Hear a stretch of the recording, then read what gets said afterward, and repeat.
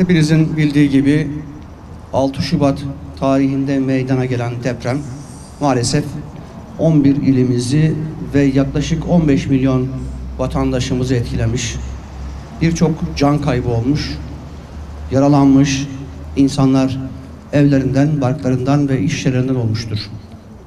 Türkiye Cumhuriyeti Devleti her zaman olduğu gibi şefkati, sevgisi ve kudretiyle her daim vatandaşının yanında olmuş, hizmetkar devlet anlayışı ile vatandaşımızın yüzündeki tebessümün sebebi olmaya, onların acılarını bir nebze olsun dindirmeye, tüm kurum ve kuruluşlarıyla ve aziz milletimizin tüm fertleriyle bölgeye koşmuştur.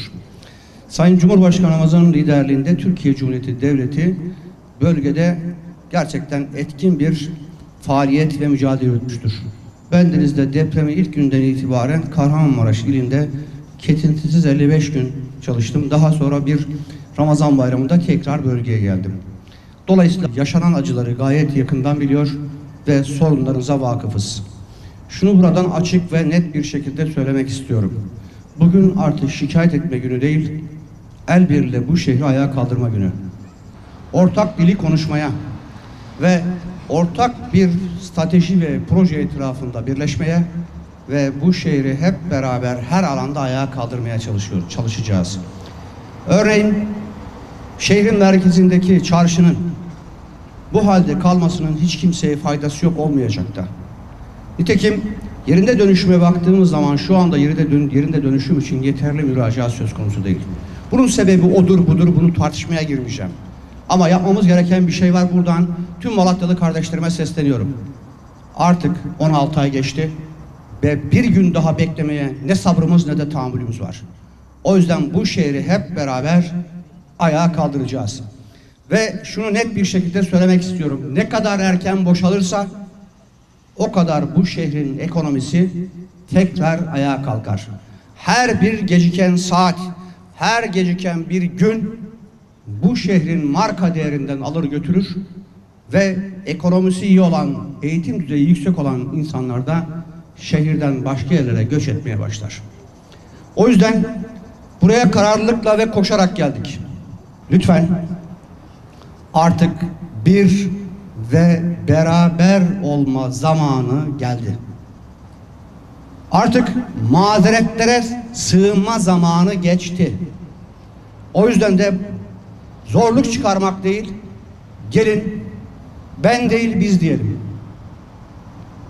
Ben yaptım değil biz yaptık diyelim. Malatyalılar başardı diyelim. Biz de bir kardeşiniz olarak, sizin yanınızda bir nefer olarak 7-24 saat, 7-24 çalışmaya gerçekten hazırız.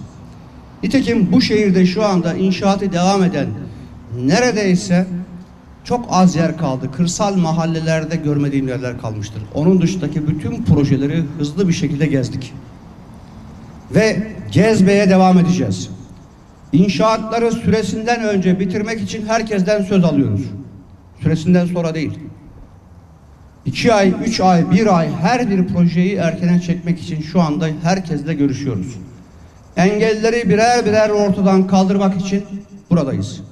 Artık Kışla Caddesi'ni ben konuşmak istemiyorum. Saray Mahallesi'ni artık konuşmak istemiyorum.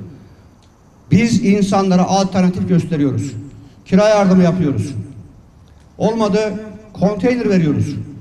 Kaldı ki biz diyoruz ki yerini boşalt, 1 yıllık kiranı peşin ödeyelim.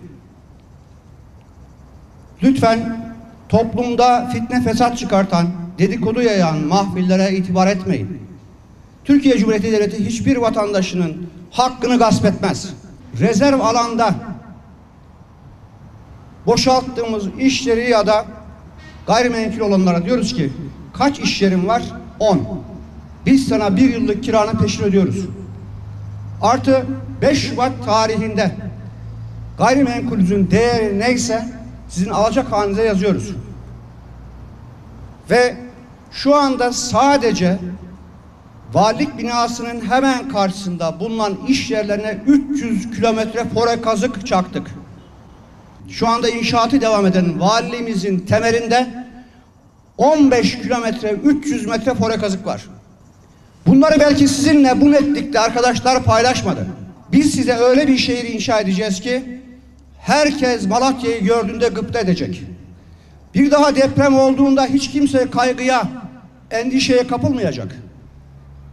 Ve inanın bu devlet herkesin hakkını herkese teslim edecek. O yüzden önce güven. Ellerimizi birleştireceğiz. Gönüllerimizi birleştireceğiz. Yola çıkacağız. Bu şehri mutlak surette ihya edeceğiz. Ağustos ayı içerisinde 3000 civarında konutun kurasını tekrar çekeceğiz. Ben göreve başladığımda kurası çekilmiş, halen sözleşme imzalamayan 1980 kardeşimiz vardı. Acil kaymakamlarımızı, emniyet ve jandarma birimlerimizi teblikata çıkardık. Bu sayıyı minimuma düşürdük.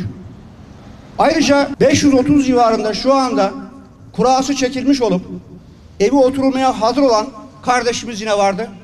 Bunların 227 tanesini geçen hafta içinde boşalttık.